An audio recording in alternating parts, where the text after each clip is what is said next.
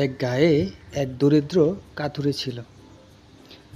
জঙ্গল থেকে কাঠ সংগ্রহ করে সে কাঠ বাজারে বিক্রি করে তারপর একমুঠো ভাত ওদের কপালে জুটত। একদিন হঠাৎ করে জঙ্গলে ঝড় তুফান শুরু হলো। আর সেই ঝড় তুফানে এক ডাকিনী পিশাচ জেগে উঠল। হাউ মাউ করতে করতে বলে উঠল, এই জঙ্গল আমার, এই জঙ্গলের অধিকারী আমি। আমি এখানে বাস করি। এই জঙ্গলের পশু পাখি গাছপালা সবই আমার কথায় চলে। আমার রাজত্ব, এখানে যেই আসবে তাকেই আমি মেরে ফেলবো। পরের দিন সেই সকালে সেই গরিব কাঠুরেটি ওই জঙ্গলেই গাছ কাটতে গেল।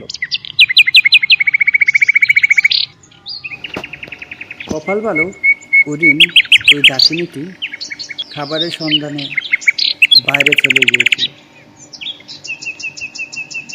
তাই ওই কাঠুরেটি ওখান থেকে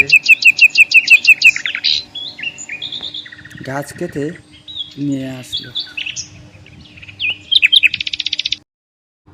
তারপর সেই গাছটি বাজারে নিয়ে বিক্রি করে যা টাকা পেল, সে টাকা নিয়ে বাড়ির উদ্দেশ্যে অনেক ক্লান্ত হয়ে রওনা দিল। ব্রাহ্মণ তো অনেক খুশি। সে বাড়িতে গিয়ে